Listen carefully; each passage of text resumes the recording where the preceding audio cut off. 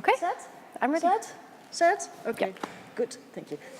Hello. Today we are in het Stadsarchief in Amsterdam, and we're having a very nice interview with Isabella Rozendaal.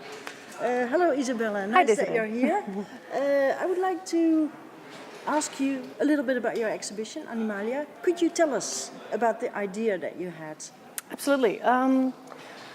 This is photographed, commissioned by the Amsterdam City Archives, and I came up with the idea several months before that. I always wanted to continue on my previous work about animals, Yes. and I always wanted to do a project based in Amsterdam. And so once I saw an exhibition here in the City Archives, I thought, of course, this is the perfect setting. Space, yeah. Yes, and they have a grant every year for 3 photographers. You can hand in your plan, and my plan got selected. So for 1 year, I photographed pets all around Amsterdam, and very as diverse as possible. It was a great collaboration with the people and the animals, and the City Archives gave me the space to do it really the way I envisioned it, which was really wonderful. Okay. And now this exhibition is a culmination of the project, and then another side to the project halfway into the year. This became a weekly column in Parool magazine and a PS magazine in Parool newspaper. Local newspaper here in Amsterdam. Yes. Yes. Yes, through them we got a lot of the Amsterdam citizens to write in and say, oh, can my pet please also be in the project? That's a great source to find new people. Yes. Yeah, because that would be one of my questions. How did you come up with the people? Well, it started just through friends, just asking people I knew, do you know anybody with a crazy pet? Or do you know a crazy person with a normal pet? Okay, so there should be a word crazy always in there. Well, yeah, but then you start to discover also the sort of the crazy in normal, which is really nice because I think the more pets you see, the crazier it also becomes. I guess so too. Yeah. And you saw already some crazy stuff because Yes. it's very nice. There are more pictures probably than shown in this exhibition. Yes. How many pets did you make pictures of? We made a total of 80 photo shoots. Wow. Now there's only 18 pictures here, and therefore we decided to also make a photo book that holds around 50 of the pets that we photographed. So not every pet made it into the project because animals are extremely unpredictable. So you can never tell if you're actually going to get usable material. I can imagine. Manar, you had a question. Well, I wanted to ask, what was the most challenging aspect of working with animals? The most challenging aspect of working with animals is the fact that they are unpredictable, but the most challenging animals to work with are the ones that don't want to make contact with me. Okay. So you have to make a connection, otherwise it's really hard to photograph them. Sometimes I would have a dog. There was one dog in particular who would just constantly look away. Like I would put the camera up and he would just really turn away from me. He wouldn't want to look at me. Yeah. Those are definitely the hardest. How do you manage those? You things? don't. You really don't. You just let it go and You let it go. Yeah. Well, there is a strategy to avoid this because with most pets, except when they are like really, really happy to see you kind of personalities, which is not all of them, mostly you first ignore them. So I walk into the house and I start to talk to the owners. I usually even sit down on the ground so I'm not so threatening because I'm this whole new entity coming into their space. So I sit down and then I let them come to me and then I start to like cuddle and play with them like for at least 10 minutes before I even grab the camera. Yeah. That helps. Okay. How long is a shoot generally? The shoots usually last about between 1 and 2 hours. Okay. Yeah. Wow, that's tough. Yeah. And is it always, do you see the animal for the first time and then you shoot? Or is there also a preparation that you go there for a specific animal, that you visit them earlier? Or?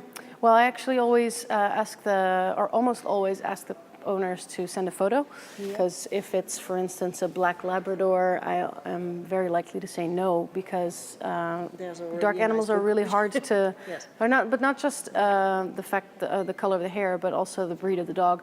I've done them many times, and not every breed is as easy to photograph as others are.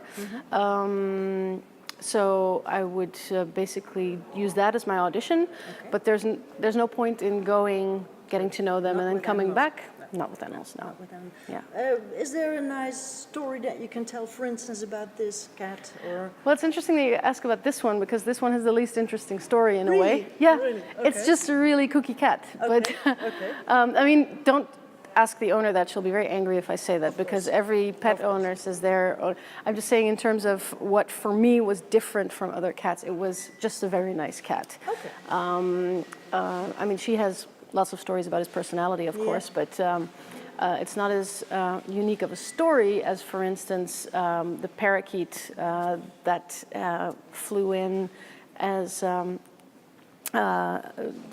the lady who owns the parakeet. Her brother was just sitting on a square one day, and the parakeet flew onto his shoulder out of the blue. Okay. And he stayed with him, even as he cycled home. He just stayed on his shoulder, and she took the bird in. Yeah. And once we published that picture in Parool, and this bird's now our best friend, flies free in the house, no cages, he goes in the shower with her, he sleeps in the chandelier.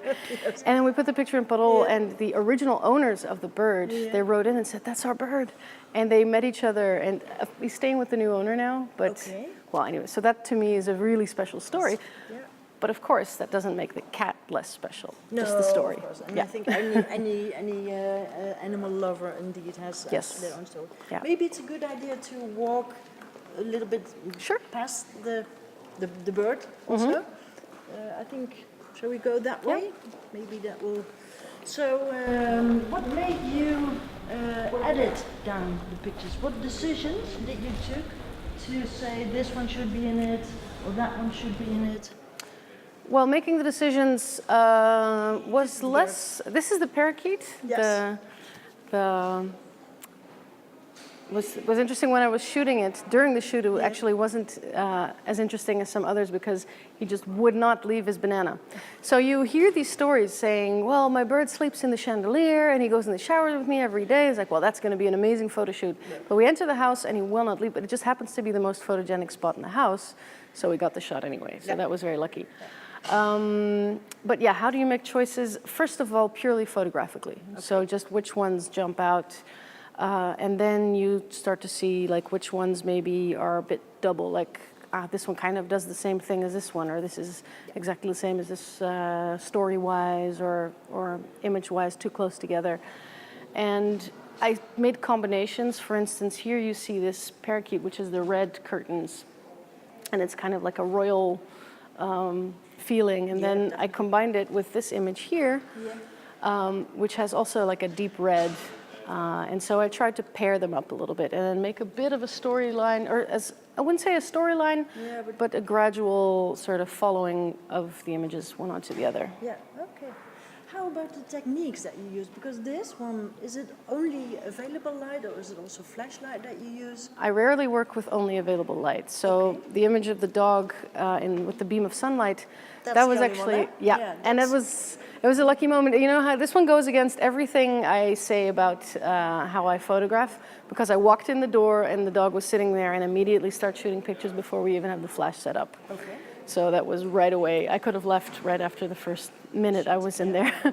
But otherwise, I always bring a flash. And it was interesting, I had to develop a new technique for this project than I'd been using before, because I always used external flash. When I first started photographing, so my first animal book, I was still using the flash on camera, which was the only way I knew how.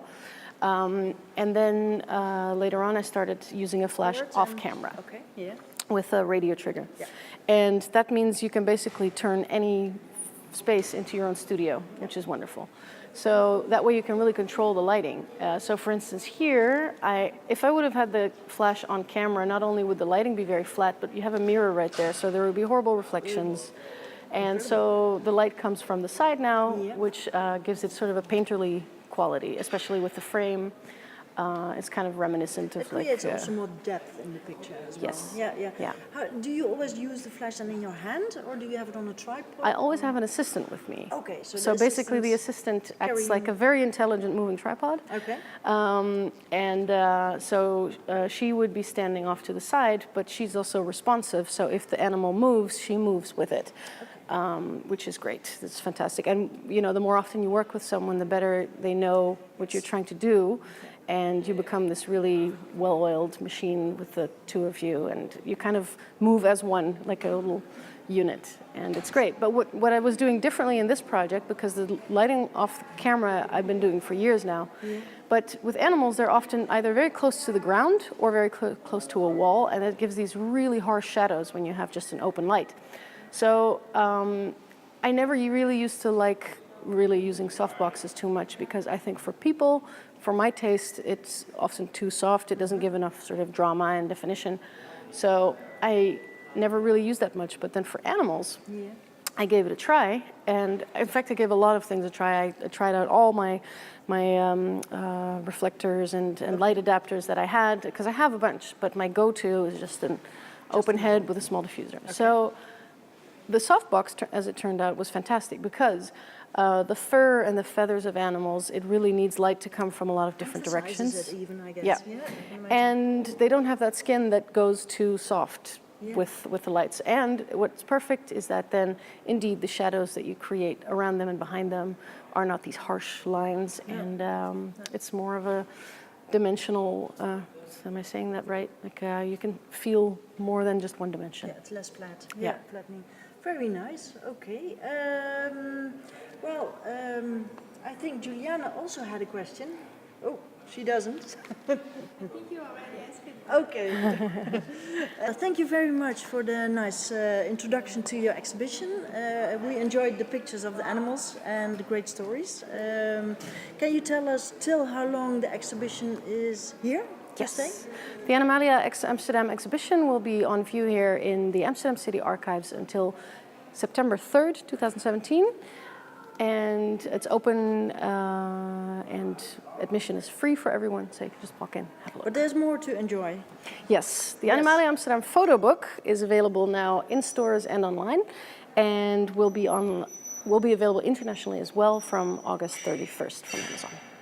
Thank you very much, and hope to see you soon again with the new exhibition. Thank you. Thank you. Okay, bye-bye.